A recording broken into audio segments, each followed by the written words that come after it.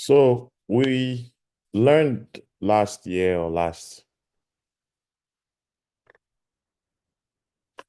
year that, a computer has memory, CPU, and storage, but we haven't really learned a lot of the storage services, right? We've learned mostly compute, compute, compute. So AWS S3, which stands for Amazon Simple Storage Service, it's a service, right? Um, that allows companies to store objects, to store data that cannot be stored on the Linux system because of its nature. You can store it on S3. S3 stands for Simple Storage Service.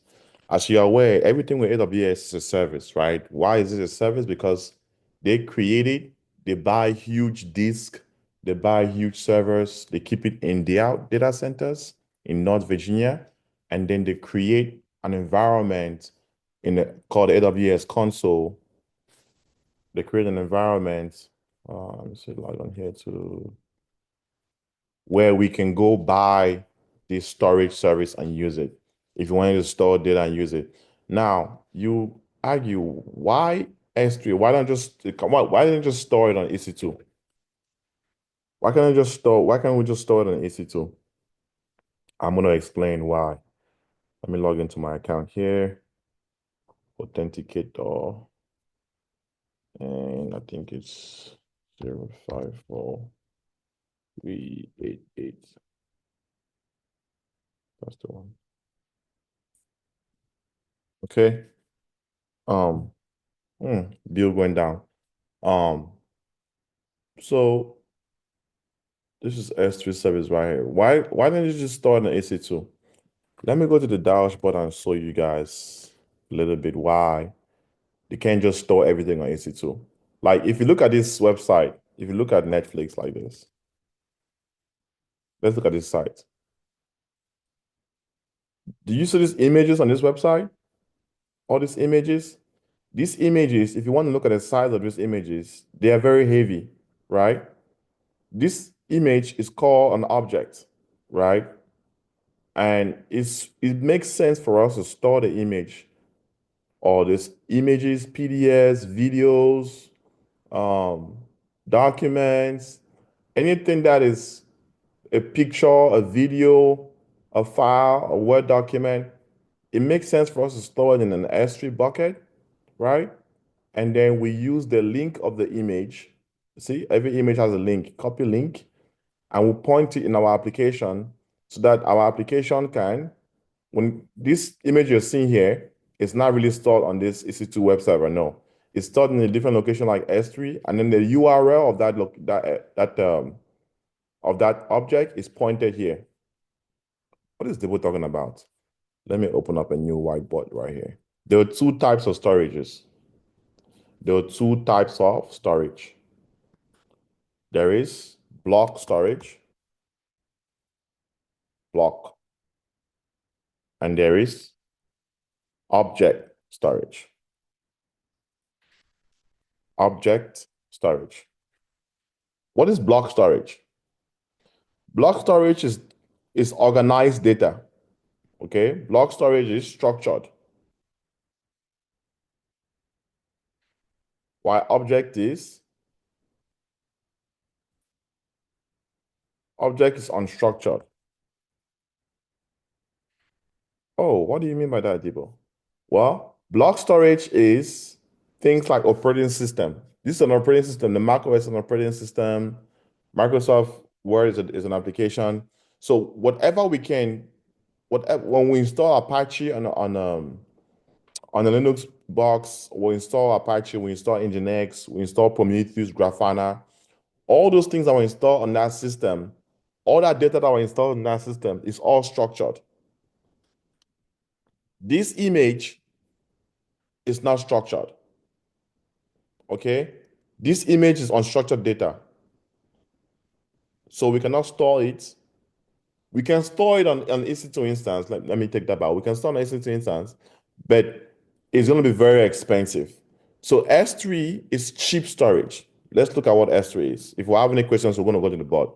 So what we'll learn an overview of S3, know what Amazon S3 bucket is, different storage types, S3 version control, and lifecycle management, how S3 integrates with CloudFront and CDNs. This is how websites are able to serve content to you.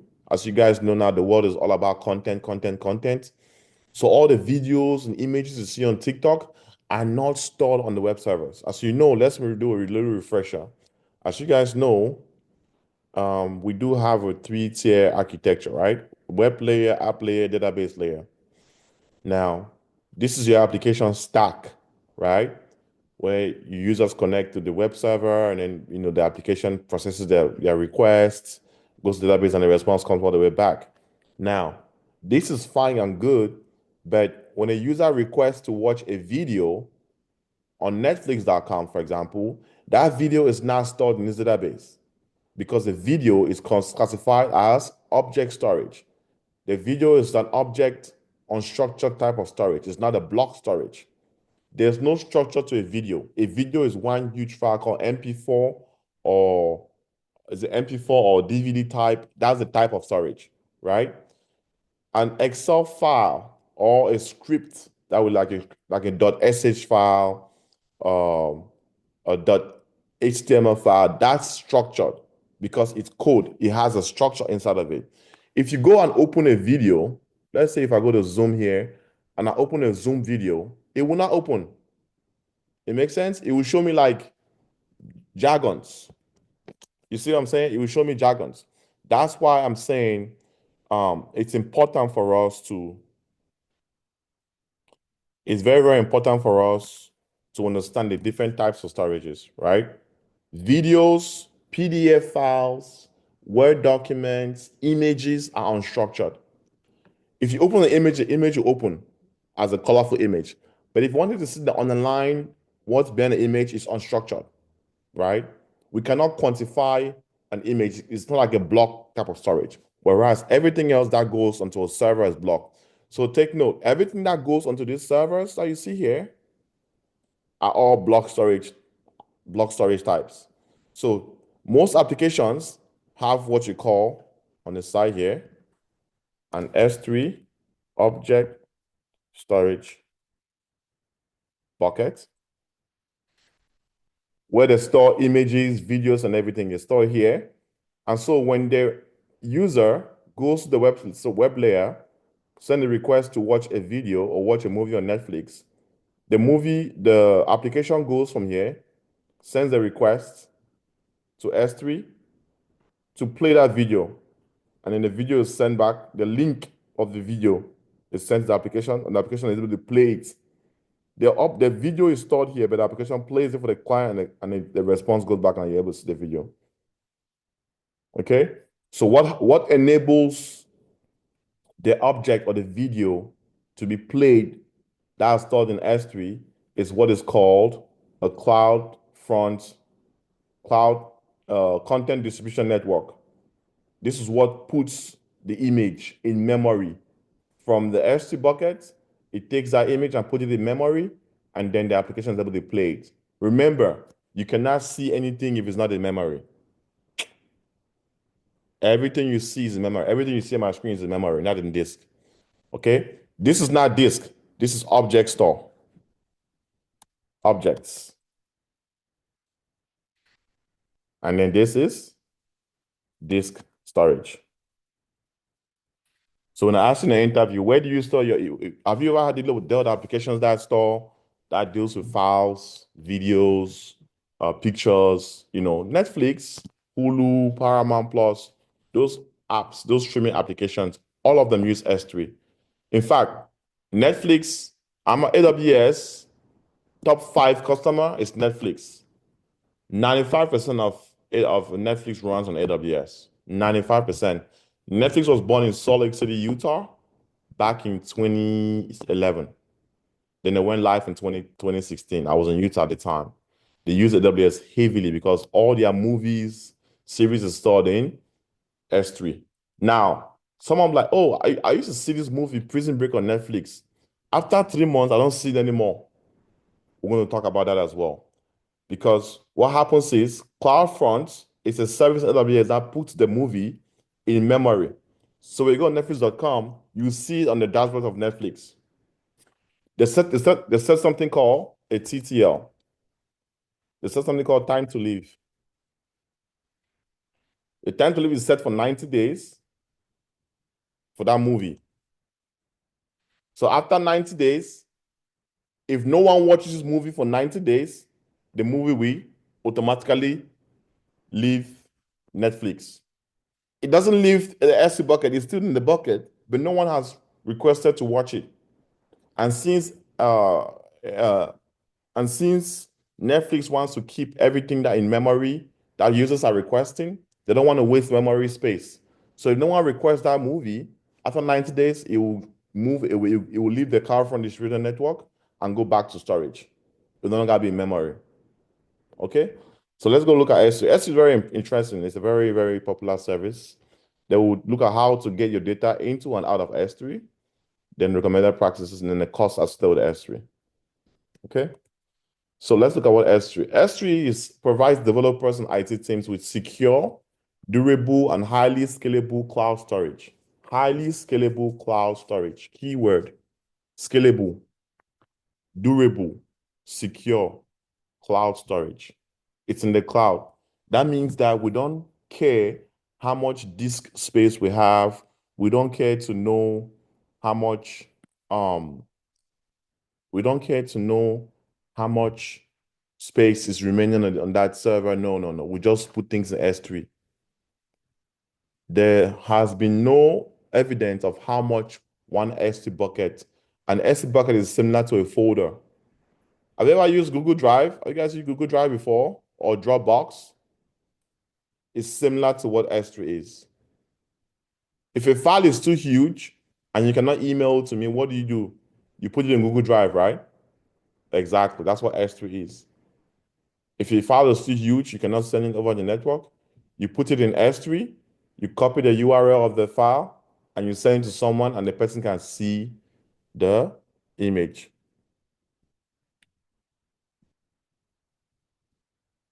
So durable means that when you create an S3 bucket in either, just say in US East 1, US East 1 has how many availability zones? 6 availability zones, right?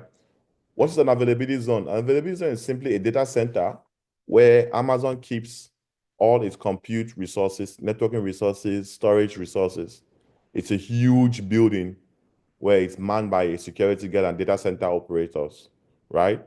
They keep all this in there. So in US East 1, they have 6 availability zones. US East 1A, US East 1B, US 1C, US 1E, D, US 1D, US 1E, and US 1F, 6 of them. So when you create an S3 bucket in US East 1 region, that bucket automatically is replicated across all 6 availability zones. So when you upload your data to the bucket, your data is uploaded to all 6 availability zones in the storage located in all 6 availability zones. So if something happens in US is 1A, your data is still available in other 5 availability zones. That's why this is called durable. That's why it's very, very durable. Your data can live in S3 forever.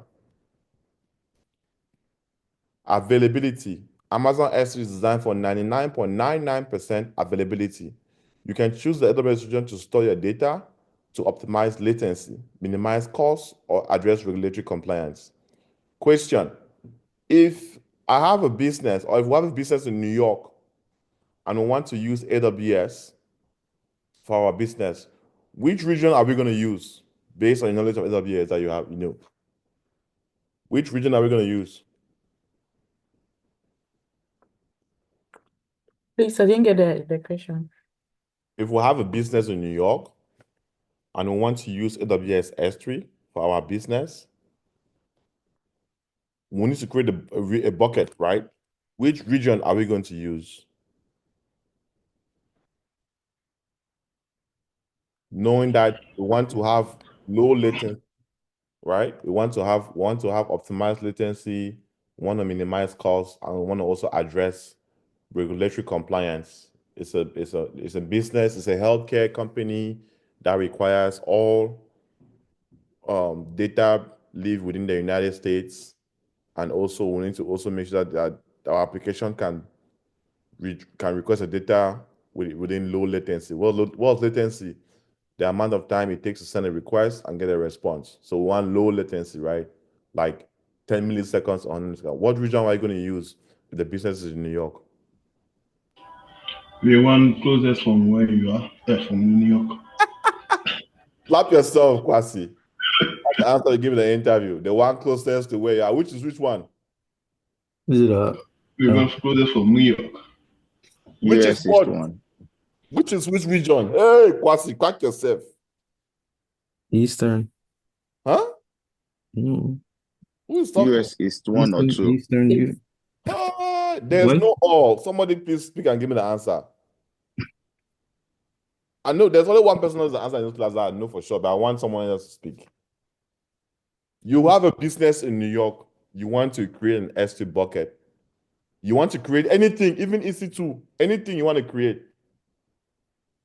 But you want low latency. Your business is in New York. Knowing that you know about what regions are, what region would you use?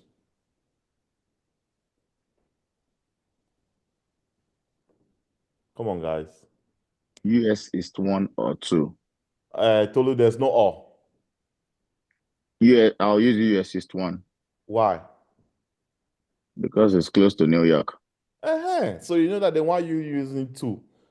Which I believe they are both close, but no, Ohio and New York. Go on your GPS. Ohio to New York takes how many hours? 7 hours or 9 hours. Virginia to Maryland, which is Virginia to New York, is 4 hours. I've driven from Maryland to New York 32 times. So we have to master all those regions. I don't know. It's not hard. It's basics of AWS. It's not hard at all. Okay. We'll talk about this in the very beginning of class. I remember. I mean to master the location, how close it is from No, it's just geography. They taught this in middle school. I was going to say Virginia. Would that have been wrong? No, that's Virginia. right. But North Virginia. There's North Virginia, there's West Virginia, there's different Virginias. So geographically speaking, you want your S2 bucket, your EC2 instances to be closer to where you do business. You get it? Because that's the only way you're going to get low latency. That's the only way you're going to get low latency. You want it to be closer. Very, very close. Okay? So the answer in this case is North Virginia. Okay, now you have a business in Arizona, or let's say Las Vegas, Nevada. Where would you create your EC2 instances in your S3 bucket? What region?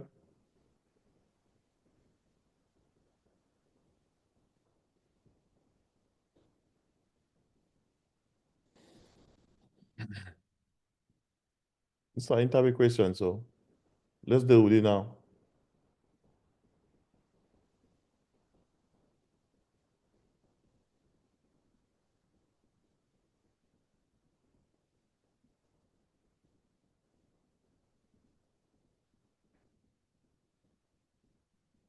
Come on, guys, we just talked about it, right? You create it in North California. You put it in North California. Right here. North California has a region called US West 1. Because North California is closer to what? Nevada. Or California closer to Nevada. Right? Should we give a homework about regions? Okay, you're international business. You have customers in the US, you have customers in Europe. But in Europe, your headquarters is in London. So you have customers in London. So you deploy the application in two specific regions. You deploy the application in in North California, because you have the headquarters in Las Vegas, and you also have another customer base of a business as well in London. So where else would you deploy your application in terms of EC2 and S3? Where else? What other region would you deploy?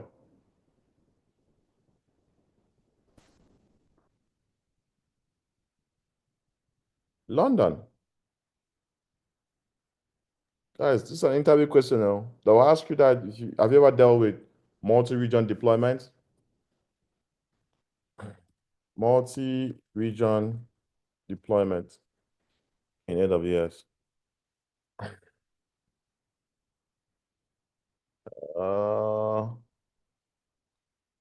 Let's see. No, I don't want to use that one. I don't want to sponsor. Let's see. Multi-region application. So you deploy in multiple regions. All right. Like this. Deploying in region A, region B, you connect it into transit gateway. Right? You see EBS volumes, right? Copy snapshot, bringing it together. You have this, right? So the questions will come like that. Like where would you create your application resources if where will you create application resources if your business is in London? You create it in London. You have an AWS account in the London region. You create the bucket in London, or you have the same account in the US, but because you want to deploy EC2 and the application in London, because in London they have something called GDPR. In London they have a regulation called GDPR. I know I'm going out of topic, but this is a compliance that says General Data Protection Regulation Act in the EU, the EU Commission, European Union Commission. All applications in Europe, their data must reside in Europe. So this forced companies like Geico, not Geico, I'm talking about Geico, companies like American Insurance Group, Barclays Bank, all these big banks they were doing business in the US and in the UK. They had to go deploy the same application in a London region or in a Frankfurt region because the government wants the data of those customers in the UK or in Europe to remain within the UK. This is because Mark Zuckerberg, who's the owner of Facebook, was selling customer data to companies in the US for marketing purposes. So the European Union passed a law called the GDPR, General Data Protection Regulation, that companies who do business, who are multinational companies, will have to keep their application and storage servers within the EU geographically. So now companies have to now go into their accounts, create new EC2 instance, S3 buckets, and deploy the applications in the Frankfurt region.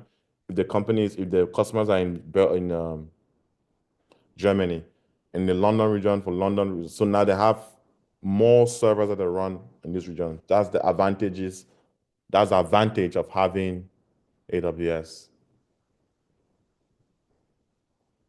Okay. Any questions on that? What I just explained?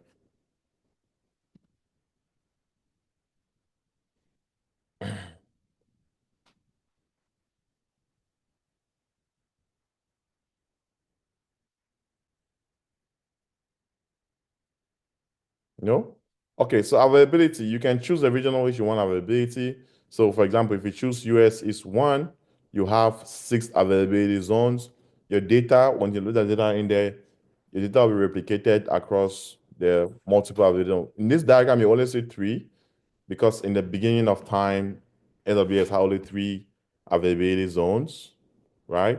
But as time went on, they've created more and more and more. So they have 6, but in this diagram, you're only seeing 3. So whatever you upload, a picture, a video, it replicates the video and stores it on 3 different multiple servers, okay? So cost efficiency, you can store large amounts of data at a very low cost. You have to pay for what you use and you are charged per you're charged for gigabytes per month.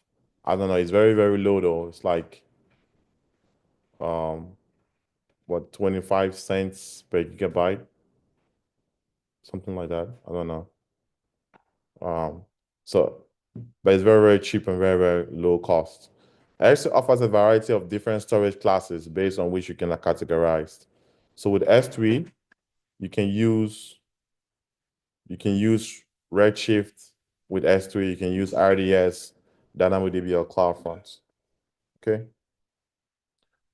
How do we secure S3? How do we secure S3? We secure S3 using certificates.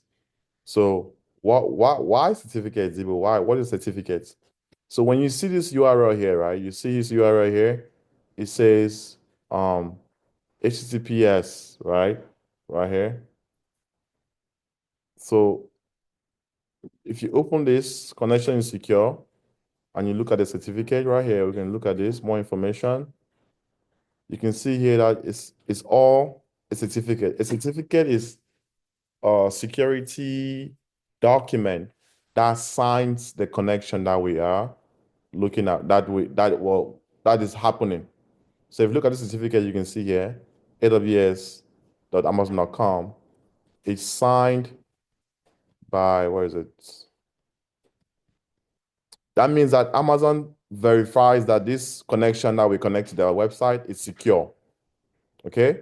So what makes the connection secure is the fact that they're using a certificate. That's what makes it secure. If you go and you do HTTP and not HTTPS, the connection is not secure. So whenever you see things like HTTP, when you don't see HTTPS, it means the connection is not secure. Okay?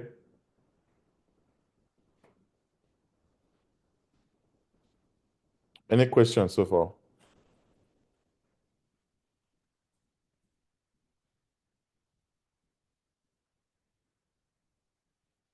Okay, so S3 offers numerous security options. You can secure the bucket using an SSL certificate, which is what we just looked at, right? This is a certificate here, right? It's a certificate right here. Connection is secure. You open that up, more information, you see view certificate. Whenever you're not sure if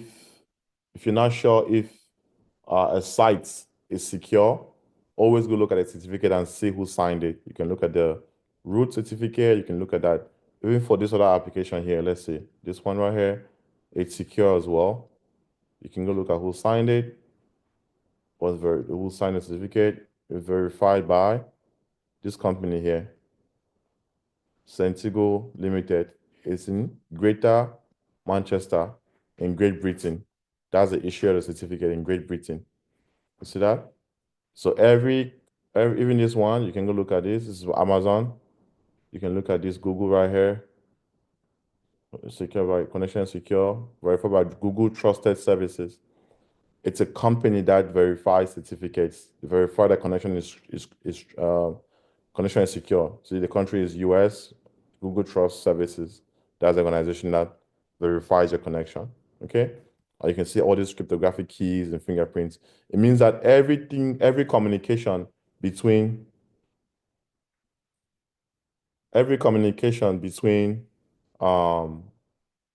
your client, which is Firefox, and the Google servers or whatever servers that you're trying to interact is secure. They have secured it, they have protected it, and these are all the keys that are showing you that have protected it, right? This is the algorithm they're using to protect your communication between the client and the server. This is the elliptic curve. This is the public value.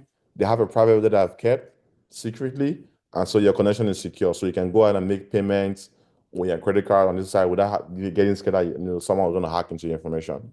So that's how websites are being protected. All websites have that. So they use SSL certificate. SSL stands for Secure Sockets Layer. I'll write it somewhere here.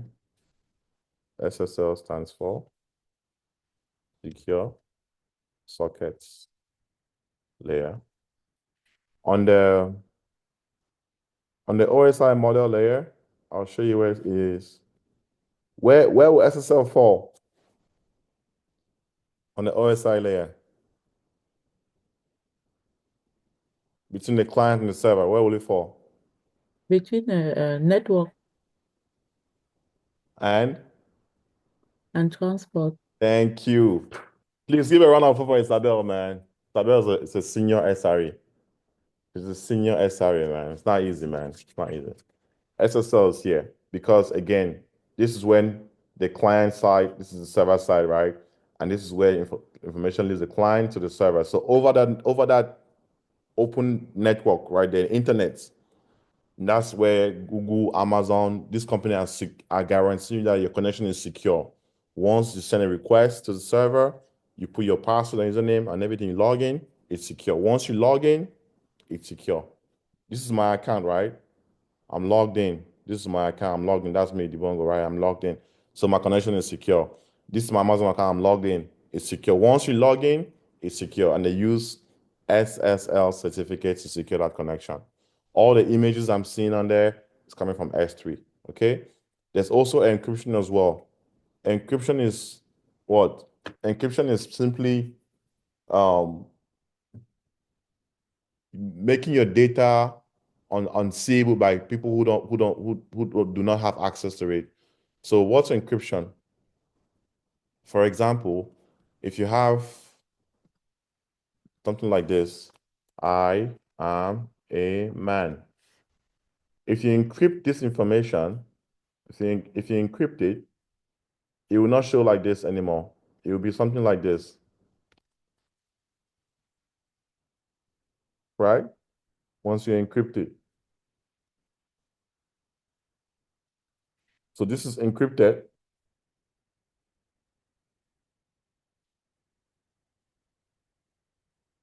And then when you decrypt it, which is going back this way, this is what you get.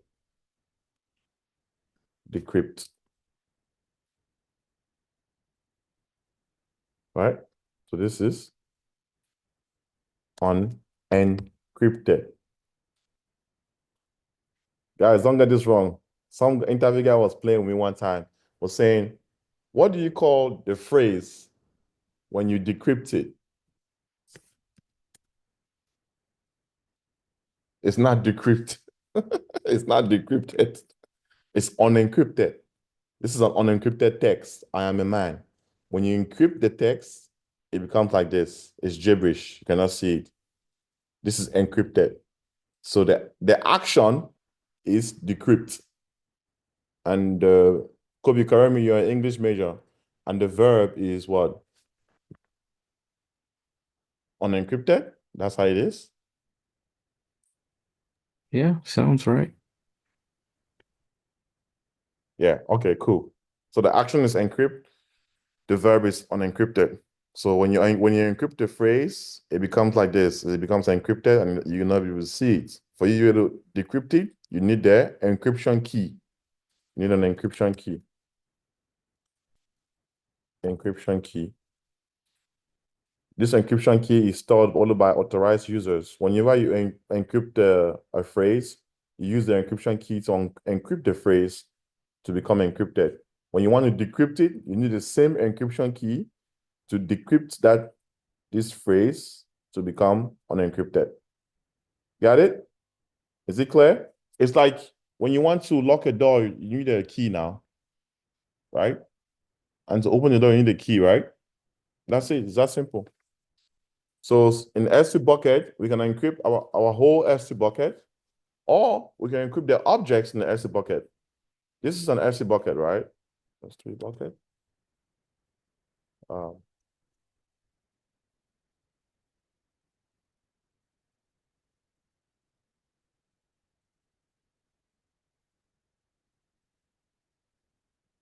This is an S3 bucket.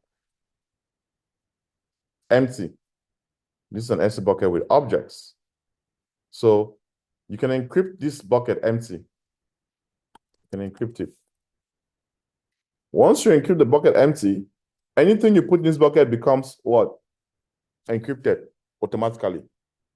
Or You can go to a bucket that already has objects, and you don't encrypt the bucket, but you encrypt just the objects in the bucket. Just the objects in the bucket. Again, think of the bucket is just simply a folder that lives in the cloud where we can store our objects. That's what it is. A bucket is simply just a folder, right? You can own a bucket within an account. Okay. Any questions on encryption? Is it clear? It's pretty much just using a key to encrypt, using the same key to decrypt. Now, in the interview, they'll ask you, where do you store your encryption keys? You say you store your encryption keys in a service called KMS, Key Management Service. You store your encryption keys in KMS, Key Management Service. That's where you store your encryption keys.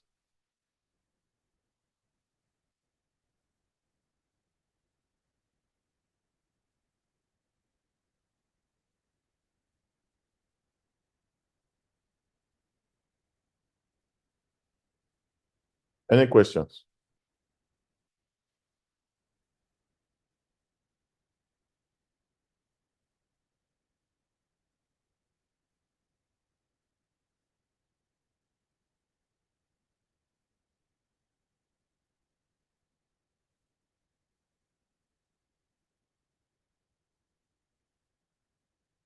Okay. So also, you can also apply permissions to the bucket.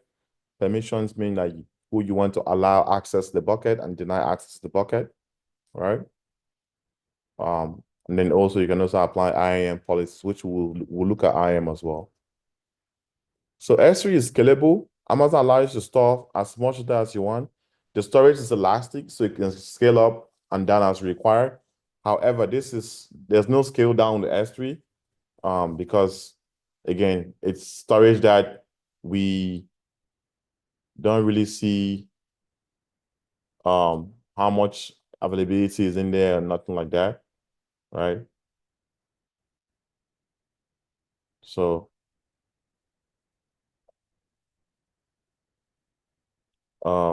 that's what S3 really, the power of S3 really is. It's a lot of space and availability and security involved in our data storage.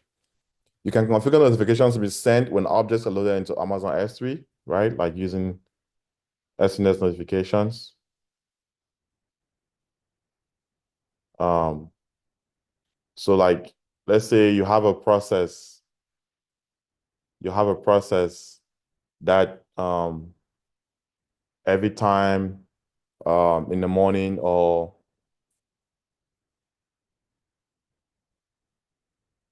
let's say in a newspaper or something is published, a news is published or something like that. So that news for that day is put in memory, and after that it's put back in S3. So you can get a notification every time when it's done, when they put it back in the S3 bucket storage, you get notified. So you can configure that notification. Okay? You can configure the notification through these methods right here. So whenever data goes into S3, you get an email notification via SQS or SNS notification or Lambda notification via email. Just to make sure, same as backups. Like in AWS, I don't think we'll learn about backups. In EC2 instances, we'll take a backup of the EC2 instance. For example, we'll create an application, Apache, a web server application. We did a backup. When we create snapshots, that snapshot is stored in S3. When we create a snapshot application, it's stored in S3. So we may want to create notifications to make sure that, oh, the backup's completed successfully. So that we know that if something happens to our EC2 instance, it goes down, we have a backup that is stored in S3. Okay? So you can also enable notifications as well. And then there's high performance because of multi-part uploads, meaning that you can upload files in small pieces. Okay? You can upload files in small pieces to S3. So like if you upload one huge file, it's like say 1 terabyte, Amazon will take its time because of CPU, compute, and network that it has. It would split those files into small pieces and upload them. You will take time and upload them all the way into S3. So you have multi-path uploads, maximize network throughput and resilience. Amazon S3 transfer acceleration allows you to make use of edge locations to increase and upload download times. So when you pretty much upload one huge file, Amazon S3 breaks down those files into small files and upload them into S3. Okay, that's the power of edge locations. Remember talking about edge locations in the beginning of class? Edge locations are simply those little towers that are in major cities, like Miami. It's in Miami. It's in Charlotte. Those major cities, right? That's what those edge locations are. So whenever you want to watch a movie or something like that, right?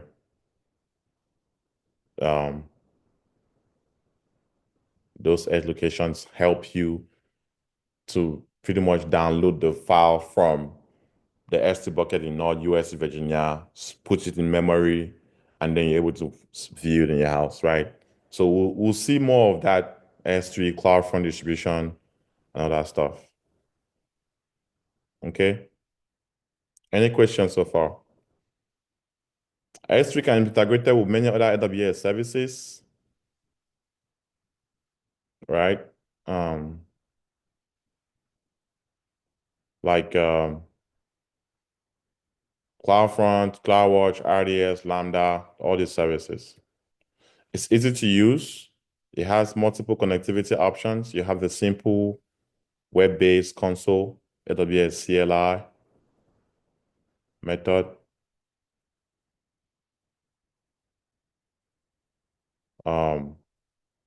You have the mobile app method to connect to it, and you have the API access, right? So you can connect to S3 with your mobile phone, web console, and then pretty much the method to connect to it. It's a very easy to use service.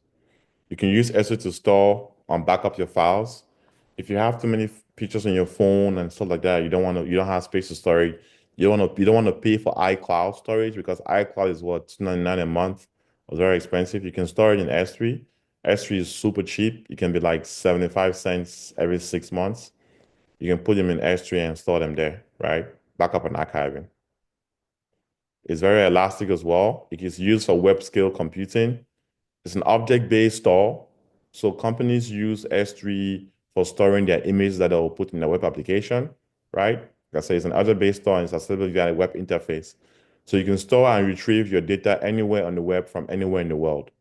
So when you go to UK or Great Britain, you log into Netflix, you won't be able to see the same series or the same movies that you're watching when you're in the US. Let's say you're watching a show called Prison Break in the US. If you go to the UK, you want to watch the same show on Netflix, you'll not be able to see it. Unless you turn on your VPN and say that you're in the US, then you'll be able to watch that same show. Because they have Netflix servers running in London, in the UK, that serves content for UK-based users. Remember that Data Protection Act that we talked about? So they keep it that way, okay? So you see users that connect their mobile phone to the internet, they're able to watch content from S3, Netflix content from S3, right? This content leaves S3 bucket, comes to the edge locations, which could be in your city, in Dallas, in Miami, in Virginia or Toronto, comes there. And then from there it's downloaded. Because when you make a request from here to watch a movie, the files in Netflix, right? So this is your mobile phone. You have the Netflix app on your mobile phone. And you go on the app on your mobile phone and you request to watch a movie. That request leaves the Netflix app and goes to the internet, goes to the Netflix application, Netflix server. The Netflix server now calls the movie or the file from the S3 bucket is now brought into cache or the edge location. And then now from the edge location, since the edge location is closer to you, you're not able to download it and watch it. But you download it in the cloud. You don't download it to your server, right? The URL that you click in your Netflix, since you have paid for your subscription for Netflix, you're only able to watch Netflix as long as that URL expires. Whenever you pay your bill on Netflix, you have a brand new URL. It's called pre-signed URL. If you don't pay after 30 days, that URL expires and they will not renew it because you haven't paid. It's all automatic, right? That's why when you don't pay your Netflix bill, you can log in, but you'll not be able to watch anything because you haven't paid the bill. Okay, so same thing here. When a user make a request, the request leaves here, goes to the Netflix application on your laptop, goes to the Netflix server. The Netflix servers make a request now for the movie from the S3 bucket. It comes down to the edge location, and then from there you're able to now download it in the cloud and watch it through that link. So pretty much you're streaming it, right? It's streaming. If the edge location is in Dallas, then the streaming is faster. Like I said, every major city in America has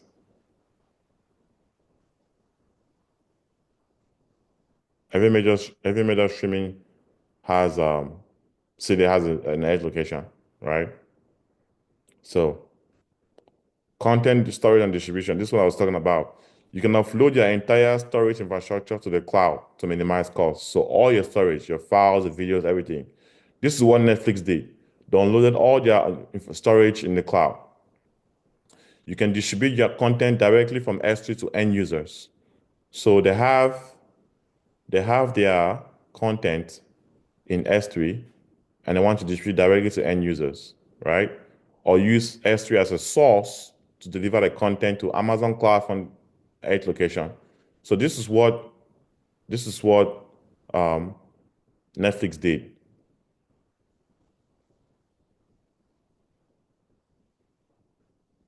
Okay, this is what Netflix did. They put all their information in their movies and everything in S3. And back in the day, you had to go to Netflix and you would take a while. You see it will be spinning 99%. It's downloaded in Netflix servers in memory so you can watch it. But nowadays with edge location and so much CloudFront and so many powerful machines and servers around the world,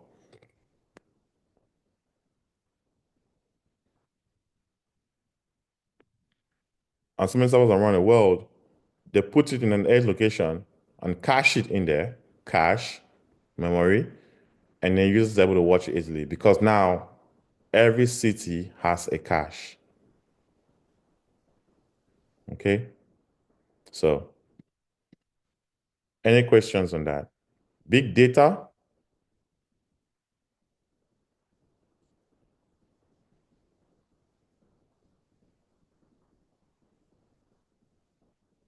Big data is pretty much any amount of data that is above 6 terabytes. As you can see here, Amazon is designed to store big data as well. Financial records, images, files, videos, all can be stored within S3. You can use S3 to host static websites. For example, during COVID-19, we decided to host menus. Like you scan a barcode and the menu comes up. That was created using S3, right? So because the menu is static and doesn't change, they put the PDF file inside of S3 and then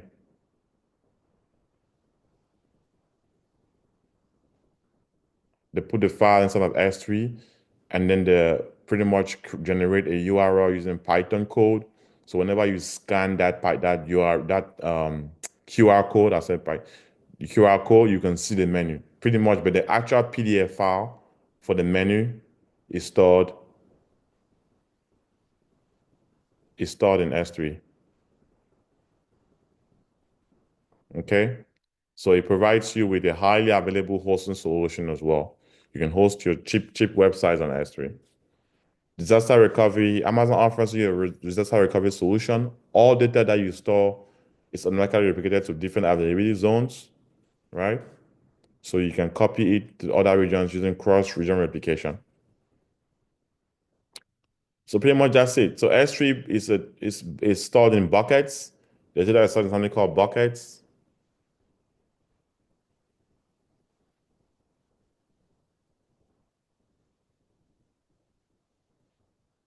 It's stored in something called buckets. A bucket is a folder from which you can read, write, and delete objects. That's what a bucket is. So like you see, this is a bucket here. We can write objects to a bucket. So write means we're uploading files, images to the bucket. Read means we're downloading it or just looking at the images using the URL. And deleting means we're just doing it, delete it from the object, from the bucket.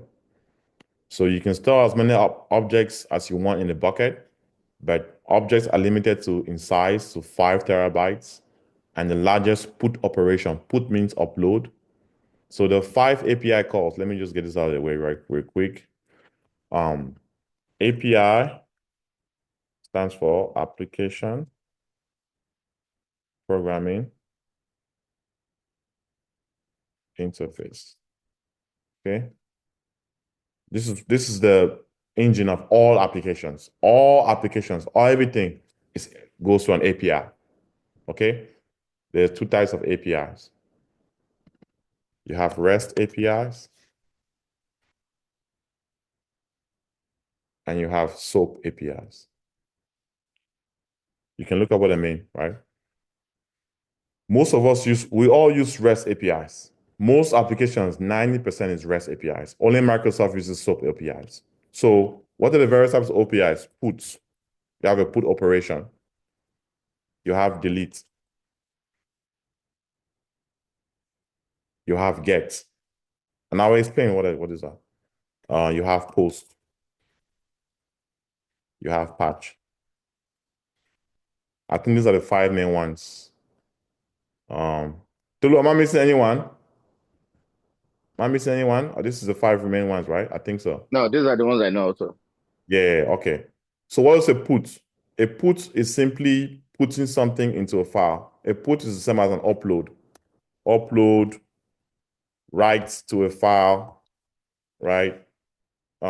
Installation is a put. That's a put when you install things.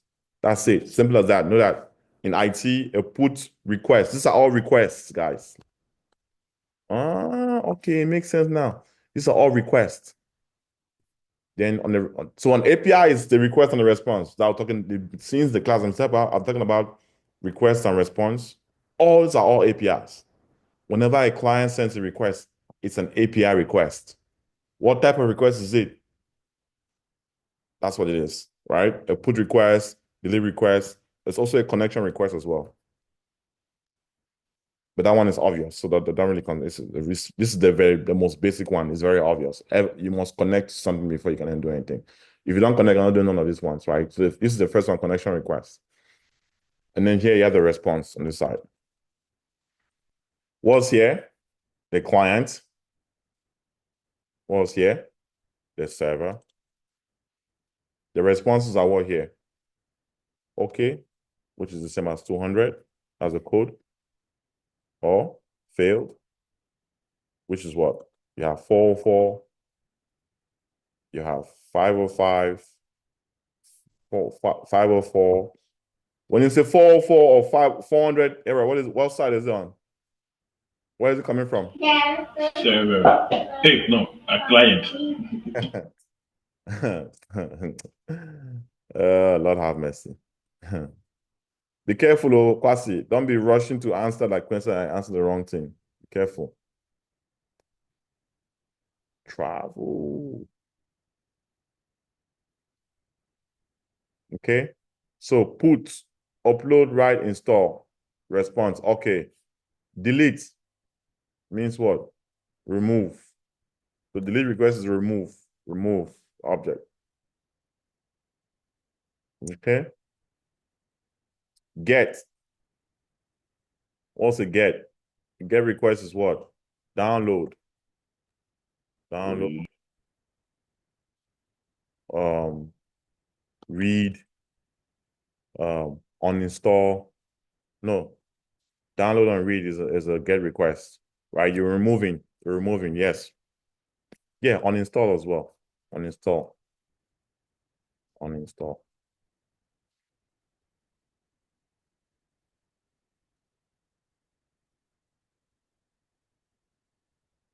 Okay. A post request. What's a post request? Publish. When you post a picture on Facebook, when you post a story on Snapchat, that's a post request you've done. Right? A post request is a publish story on what you post a story, right? Publish comments on someone's Facebook comments. That's a post, because whenever you type it and you hit enter, it goes public. A put is when you put it into a file, no one has to see the file, right? But whenever you post something, it goes public immediately, like a comment. That's what a post is. Okay?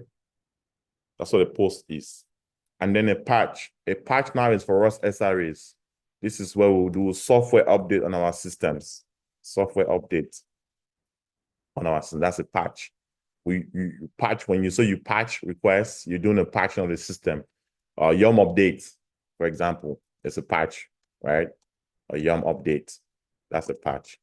A sudo apt update is a patch software update. So we patch the software. We'll upgrade the software from version 1 to version 2. That's a patch update.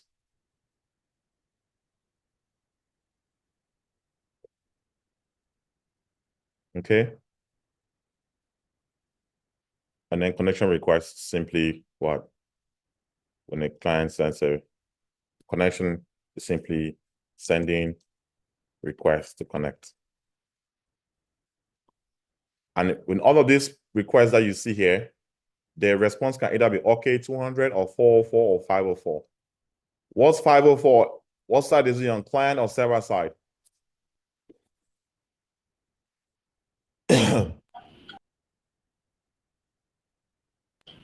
Server side. And what's 404? 404 is client or server side? Oh, client side or server side? Client side. Client. Okay. Good job. Let's see. Any questions, guys? Any other questions for me? Okay, log into your consoles. I think it's time for us to go ahead and do some hands-on, shall we? Yes? Yeah, let's do some hands-on work.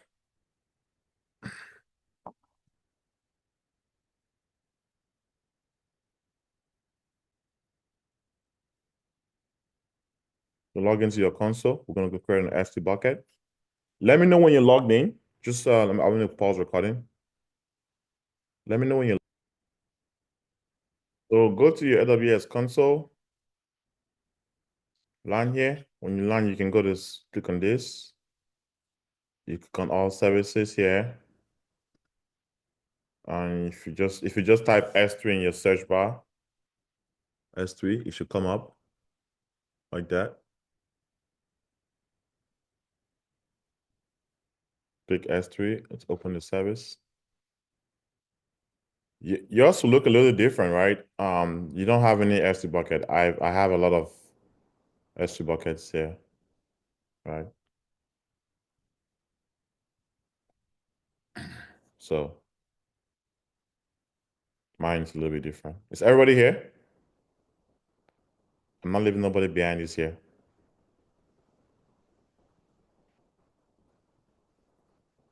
Yes? Everybody here? Yes. Okay.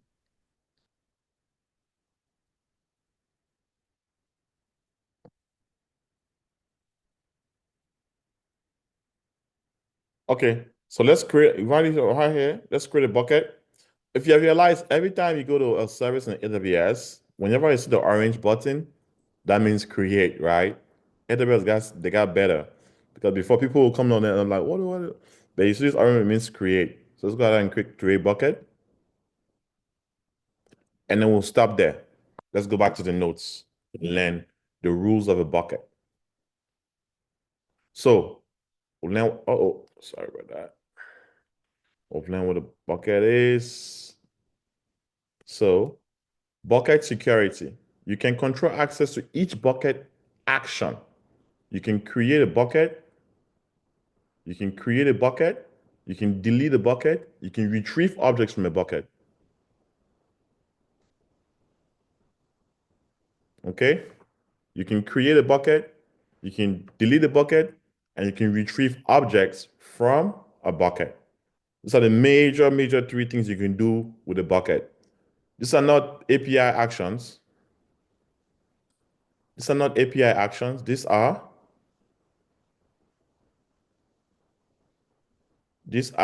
pretty much the actions that you can do with a bucket. Okay? So you can create, delete, or retrieve action objects from the bucket. Okay? Take note of that. That's so you can secure who can create, who can retrieve, who can delete. You can do those things. Okay?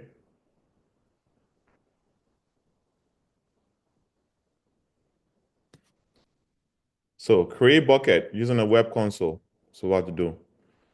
Bucket names rules. Follow the least bucket naming conventions to avoid errors. Bucket names must be between 3 characters and 60 characters long. Bucket names must be a series of one or more labels. We recommend separating labels with a single period. For example, if you want to call your bucket Isabel.itwe, you will say Isabel. If you want to call your bucket Isabel.itwe, you use a dot to separate the names, right?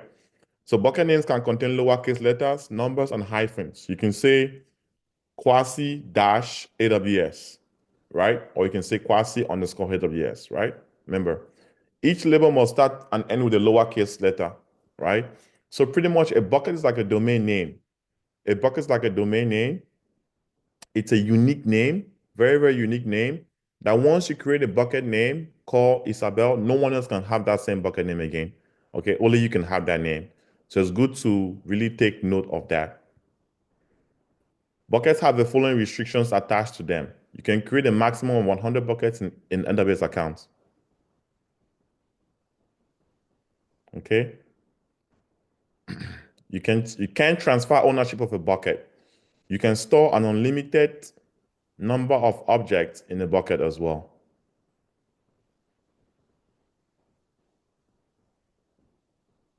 Okay. Buckets are unlimited.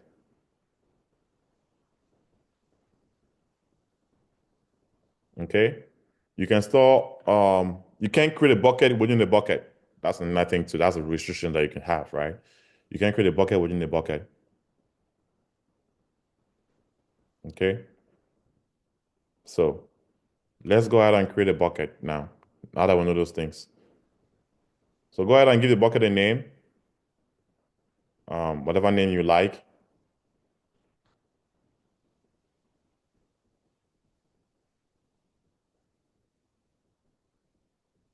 I'm going to call my bucket name a unique name. I'm going to call it Euphoria, EUPHORA, Euphoria. Let's see if that name exists. Okay, so we're going to create a general purpose bucket. I've added some more options as well here. They have a directory now. If you want a low latency use case, you create a directory bucket. But we're just going to keep a normal bucket. And then leave it as default. Object ownership, we're going to ACL disabled. This means that the bucket is not going to be public, right? All objects in this bucket are owned by this account. Access to this bucket and its object is specified using only policies. So that's what this means. This means it's a private bucket. If you choose this option, you're making the bucket public. Okay? If you choose this option, you're making it private, meaning that only you, or if you create a specific policy and give access to specific users, only those users can access that bucket. What is a policy? When we get to IAM, we want to see what a policy is. A policy is simply a set of permissions that will combine together and create a policy. Okay? So in this case, the object ownership means that object ownership, see, object ownership, not bucket ownership. There's two different things. This will come in your interview. They'll try to confuse you in your interview. There's a bucket ownership and there's object ownership. Okay, let me give you guys a trick question. Isabel, if I come to your house or any of you and I put my yogurt or my ice cream in your fridge, do you own that ice cream or that's my ice cream? It's your ice cream. Okay. So you in the company, when you start working, you will see buckets that already exist. You don't own the bucket, but you're given permissions to put objects in that bucket. You can store your code files, your scripts, your shell script, whatever you want to store. You can put it in the S bucket. That doesn't mean you own the bucket. Be careful with that. I have some students who left my class and went to the job. I'm like, oh, I put my files in the bucket. I own the bucket. No, no, no, no, no, no, no. You may not have permissions to create a bucket, but you want to use a bucket to do something, to create something, to do an application. You request for a bucket to be created. The DevOps team creates a bucket and give you access to the bucket. You don't own the bucket. No, no, no, no, no. You own the objects in the bucket. Now, on the other end, the DevOps engineers who creates the bucket for you to use to store your objects in that bucket, they don't own their object. But Interesting. they have access to the object. They can create the bucket. They give you access to the bucket, but they don't have access to the object in the bucket. Mhm. Because And using IAM policies, you can restrict who has access to that specific object. Because when you upload the object to the bucket, you can decide who has access to the bucket, who has access to the object. I can have access to your bucket, but I can have access to your object. That's how detailed S3 is. This is very, very important. Most people don't understand this concept. The fact that I come to your house, it's your refrigerator, I put my food in your fridge, doesn't mean you own that food. And the fact that I put my food in your fridge doesn't mean I own your fridge. Is it, are we getting it? Yeah? Isabel, ask a question. You have a question you want to ask. no, your point answer. I wanted to ask, okay, since I have access to the object, to the bucket, and I can put my object there, does it mean I can also have access to other objects in that bucket? But you've already answered it. No. You Mhm. can or you may not. It's all about the access. That's what I'm saying right here. All about the access. If you disable ACLs, all objects in this bucket are owned by this account. This AWS account is not one person. This is a company. It's owned by this account. Access to this bucket and its objects is specified using only policies. That means that there is a specific policy that will be created to give access to owners of the objects in that bucket. For example, payroll reports are generated every 2 weeks on the 1st and the 15th. Do you think the owners of the bucket that created the bucket, the DevOps engineers, have access to that bucket? No, they don't. They do not. Because they created the bucket doesn't mean they have access to the bucket. Okay? Okay. Yeah. Okay, cool. So I've clicked on that. Let's go ahead and click create bucket.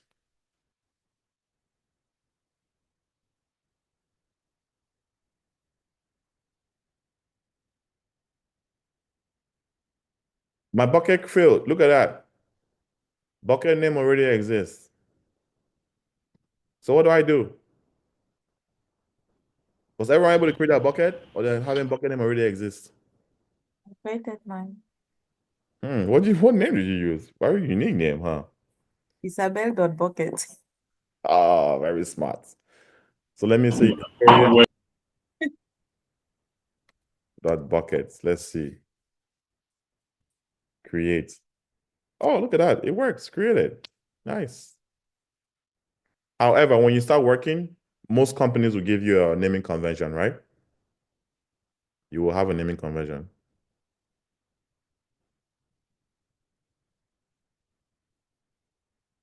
Right? You have a naming convention. Okay, I have so many buckets here. I gotta find my bucket is. Boom. That's my bucket. Okay, boom. Let's go upload an image in the bucket. Let's do upload any whatever you want to the bucket. So just gonna go click on add files. You can upload whatever you want to the bucket. Right? I'm gonna upload some address label, some trip itinerary, images here and there, just some stuff. And that's it. And then click on upload. It's uploading. You can see succeeded. 3 files, 3.6 gigabyte uploaded. Boom, nice. Now that's the S3 destination of the bucket right here, right? I have 3 files in here, PDF, and then an image. Okay, cool. Now, the next thing for us to do is to go on trying to see one of these images. If I click on the image, you see, let me go back to the bucket again. This is the bucket, the Euphora bucket. I've opened the bucket. I have 3 images in there. This is the objects tab. Here you will see the objects, name, the type of object, the last modified date, the size of the object, the storage class, okay? Properties of the object, you see with the region of the objects, the bucket, sorry. Properties of the bucket, not the object. Now, I want you guys to know that there's going to be some confusion between what a bucket is and what an object is, right? You have a bucket URL, you have an object URL. It's 2 separate things. I'm going to have to give you a homework to separate these two. Just separate the two. Your bucket is the folder that stores the objects. Your objects is the files that you upload into a bucket. Even me, I get confused sometimes. Don't worry. I've been in the industry for many years. I still get confused as well. Sometimes when we speak too fast, we use the word bucket URL, object URL, all that stuff. Okay?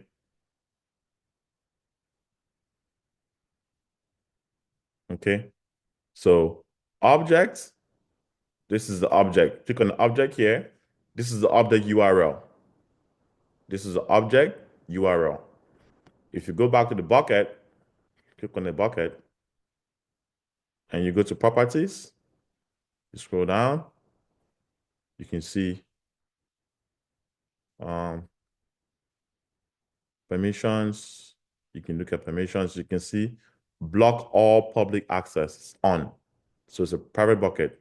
So you cannot see the bucket. These are the bucket settings, not object settings, bucket settings, right? You see here. You can look at the metrics. You can see this bucket size. For you SRE monitoring guys, you can look at the object size, number of objects in the bucket, all that stuff, right? If you want to manage your bucket, you can come and create some rules here to manage your buckets and access points. You're not going to look at this. This is all extra stuff, right? So if you go back to the bucket and you click into the bucket again, you can see here you have these objects. Now, we just uploaded these objects. We just uploaded these objects. So this is the object. All right. If I click on this object, I should be able to see the object, right? Yes? I should be able to see the object, right? Yeah. Okay. Click on it. I can't see the object. Why? It says access denied. What is this? Okay, let me go back again. When I click on this URL, what am I doing? What API request did I do when I click on this object? Which one did I do? When I click on this object, which API request did I do when I click here? What? Come on, guys. Come on. Come on. Come For on. the object, not for the bucket. So those are separate rules. Is a get. No, Chris, you're not in class when I taught this lesson. Is a get. Guys, when I click, I want to see the object. Okay, let's go back. We just uploaded the object, right? This is an image. This is my trip itinerary. I want to be able to see my itinerary. So I open the object. It's giving me this object URL. I should be able to see it, right? So I click on it. So I'm asking you, I just made a request. I just sent a request. This is a request ID I just sent to this request to the S3 server. I sent this request to the S3 server. So I'm asking you, what type of request did I just send to the S3 server?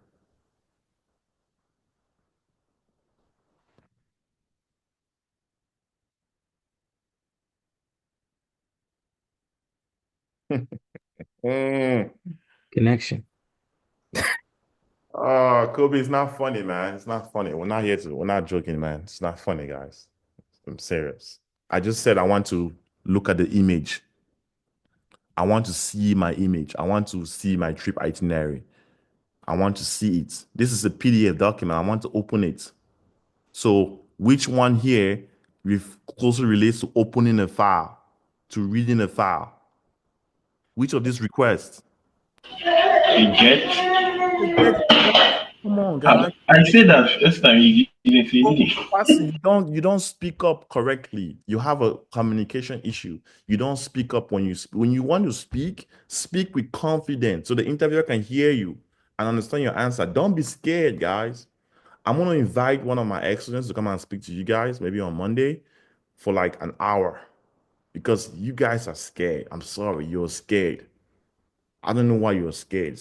Trump wasn't scared to run for presidency. This guy got shot. This guy got sued for felony. He ran and he won. You need to be like Trump.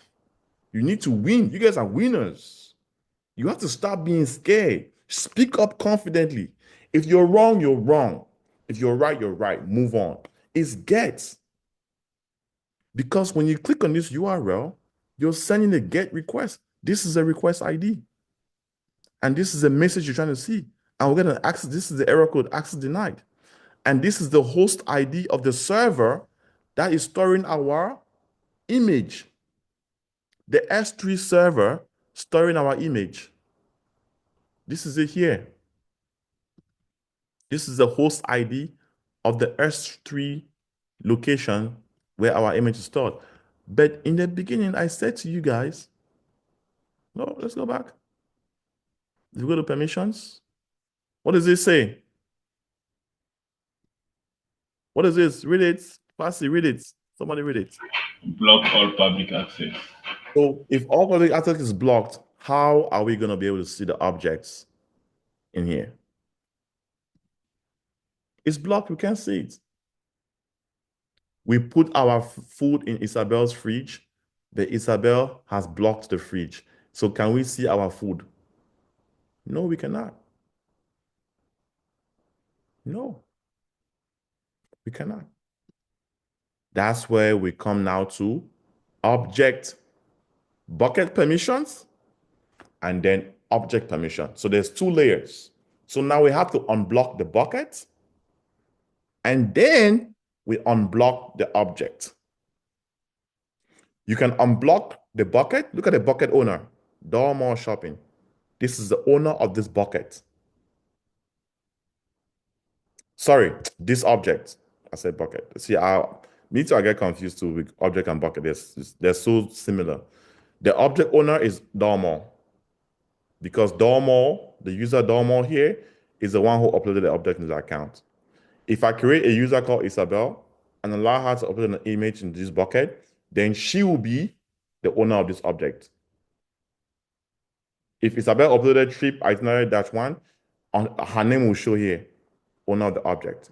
But if you go back in the bucket is owned by Dormore. This is how it will look like in the company, guys. I'm saying all this because when you go on the job, you will use existing buckets. You will use existing buckets. So you need to know how to manage permissions and actions on your object, and not on the general bucket. The general bucket is not owned by you. It's owned by the company. You were just using it.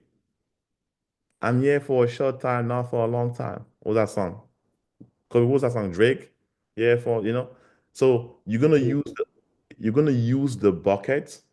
So, but now that we are in class, we're going to learn how to unblock a bucket. And even when you unblock the bucket, you still won't be able to see the image because by default, every object you upload to S3 is private by default. This is because Amazon wants to protect us. So Amazon made every object we upload. Amazon made every object we upload to Amazon made every object we upload to S3 private by default to protect us. To protect us. Okay? To protect us. So for us to be able to see this trip itinerary, let me upload something else. I don't want you guys to see my trip itinerary. This is the bucket destination. This is the bucket URL you see right here. So if you click on this bucket, it'll open up a new page, right? So let me upload something else. Let me upload group monitoring project, something like that, and upload that. So now, if I go now to objects and I click on group monitoring project and I want to open it, it will not open, it will deny because the bucket is blocked. So what do? This is only for class purposes. You will not do this on the job, guys, because on the job, you don't control the bucket permissions. Your company control the bucket permissions. You only control the object you own and you create, or objects that they'll give you permissions to. Take note. So here, you're going to go to permissions of this bucket. You see, it says block all public access.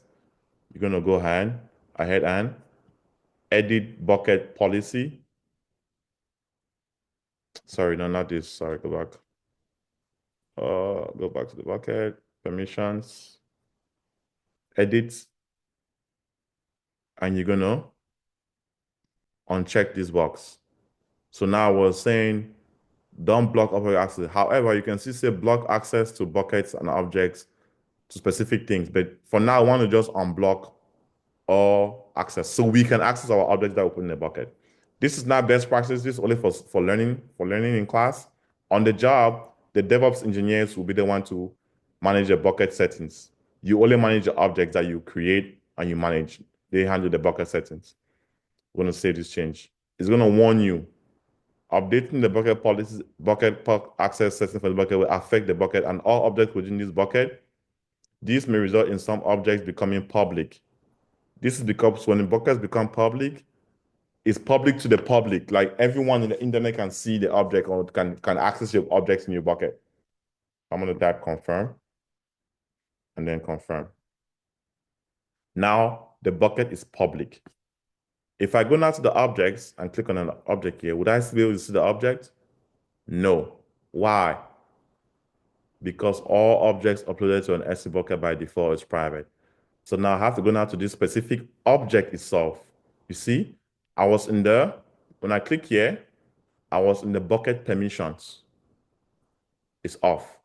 Now I'm going to go into objects, go into a specific object, and I'm going to go now to the object permission. And here now, I can now edit the permission. But look at what it's saying.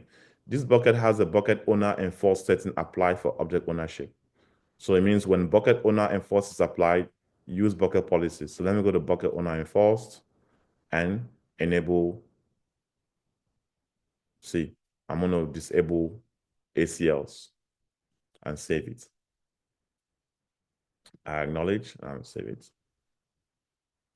So now I can go back now to the object, go to this object, go to permissions, and I can edit this permission here. can make read. Everyone can read it. Authenticated, read. I understand the risk, and I save it. Now, when I click this object now, I'll be able to open it and I will see the file. That's how you make an object public. That's it. I'll do it again. I was too fast. I'll do it again, okay? If I go back to the bucket, I open up this image. I don't know what this image is, but I don't want to open up. I open up this PDF. If I click on it, access denied. Why? Why was access denied?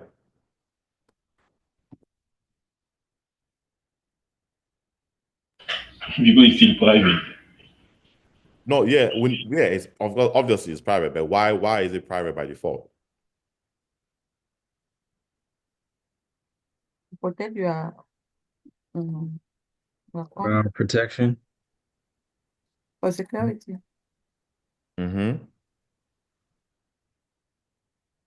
That's not the answer, guys.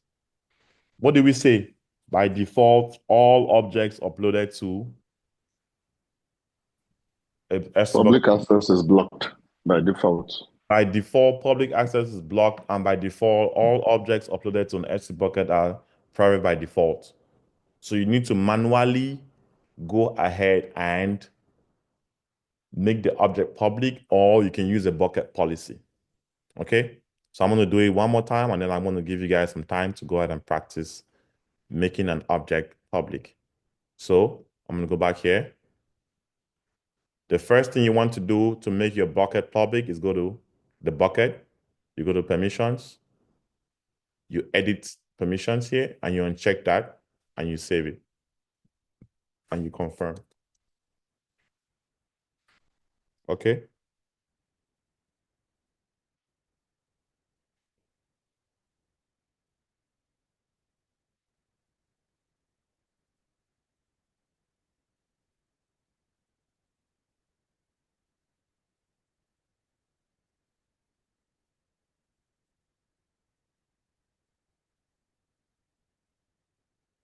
And then now, you now go back to the object, and you go to an object. This is private object. You go to permissions. You now edit it, and you make it, see, everyone read. You make it read, and you accept, and you save. And now, you'll be able to open up the object like that. Okay? That's it. You guys have seen my itinerary. Okay, so go ahead and upload objects to S3. I'm gonna pause recording. I need to go to the bathroom, guys. Give me 1 second. So Amazon S3 has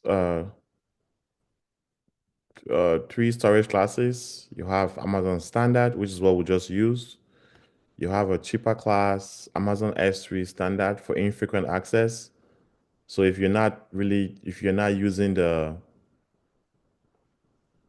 if you're not uploading, if you're not accessing the image very frequently, you will use this class. Or you have Amazon S3 reduced redundancy class.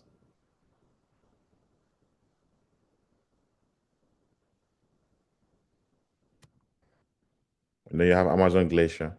Okay, so Amazon Standard is designed for high availability and durability. Okay, it's used to store frequently accessed data. Designed for the level 9 durability. Designed for 99.9% availability. It has the highest low latency.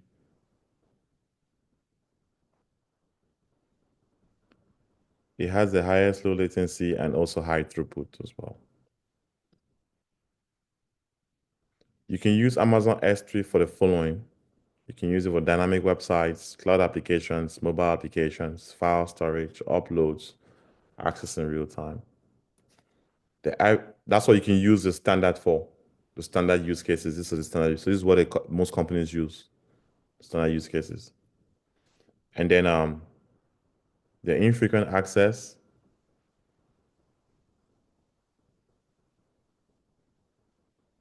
is used for designing for objects that are not accessed frequently, right? This design is durable as well. It has a low cost per gigabyte as well for retrieval. Amazon S3 frequent access is used for data that is not required very often. For example, tax returns, IRS tax returns are stored in infrequent access because they don't use them. You only get your tax returns once a year, right? So where do they store them? They store them in this class of storage. Then you have reduced redundancy storage. This is only in one availability zone, right? So you don't have very much high availability or durability because it's only stored in one availability zone. And this is where you store data that is not critical. Like data that is not very critical for your company, this is where you store that data. So Amazon S3 redundant storage, you can store thumbnails in here, you can store transcoded media, you can store processed data that can easily be reproduced, right? Data that you can always generate again. You can store it in this location. Glacier is used for long-term storage. In the insurance industry, you're required to store data for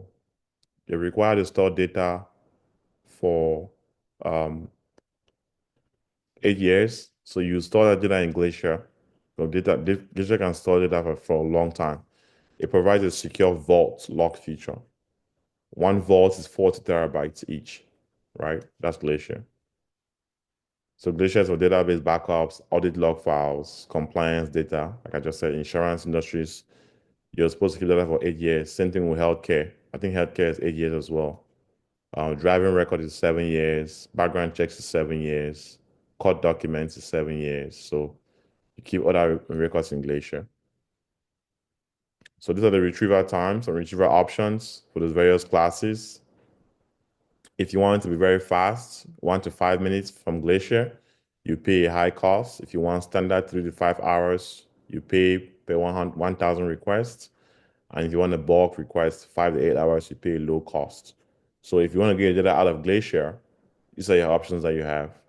Because when you put data in Glacier, it's called Glacier because Glacier means freeze, right? You're only going to take data out after 8 years or after so often. But if you want to take it out within minutes, you're going to pay a high cost, right? Because it's been archived in a lock feature all the way down.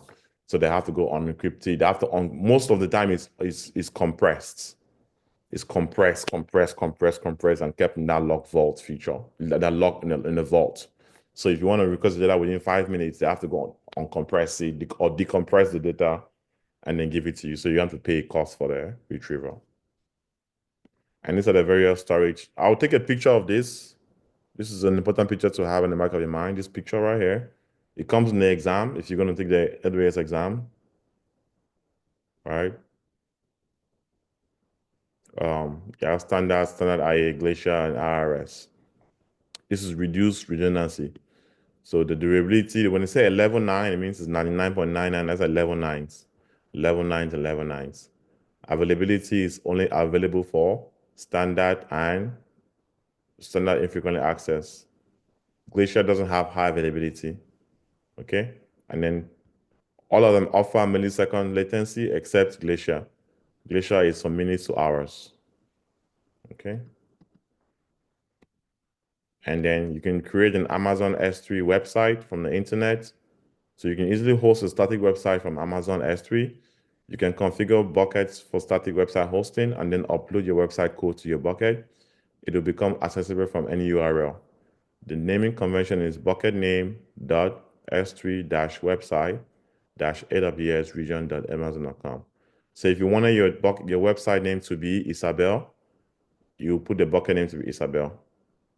And then so your website will be isabel.s3-website. This is right? So that's pretty much it for S3 website hosting.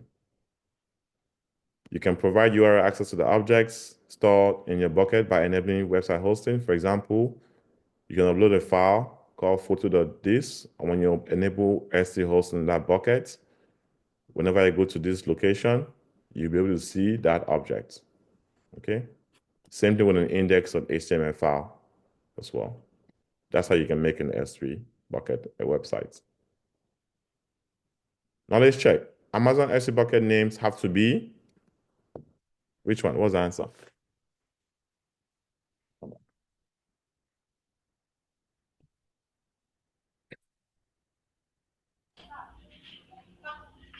Unique across all region. I just give us a letter now. Oh, I didn't see. Which one is it now, my guy? Oh, C. Option C. Anybody else?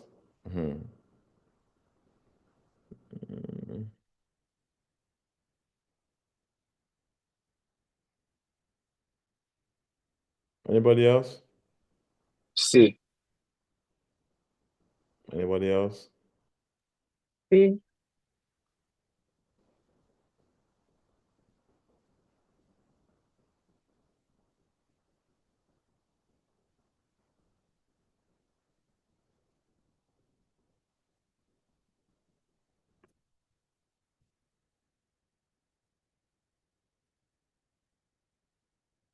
Across all regions. Okay, cool.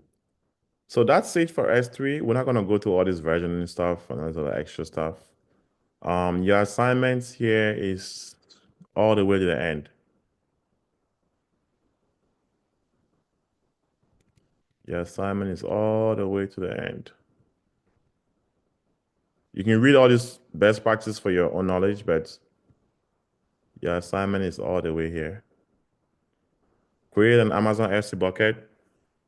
Follow these steps. Quiz. Let's do the quiz. Which object encryption is not available in Amazon? Well, we don't have to go to this quiz. Don't worry about it. We haven't done everything here. So yeah, demonstrate how to create a website bucket. We've done that. I want to just show you our assignments at the end here. Where is it? Where is it? Where is it? Where is it?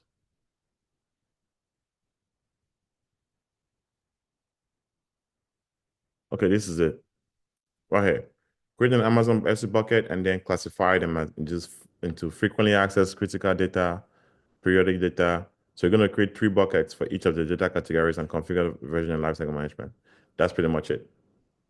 Okay? You can work on the group on Saturday, or if you have any questions, let me know. I'll join the group on Saturday and guide you guys. Cool.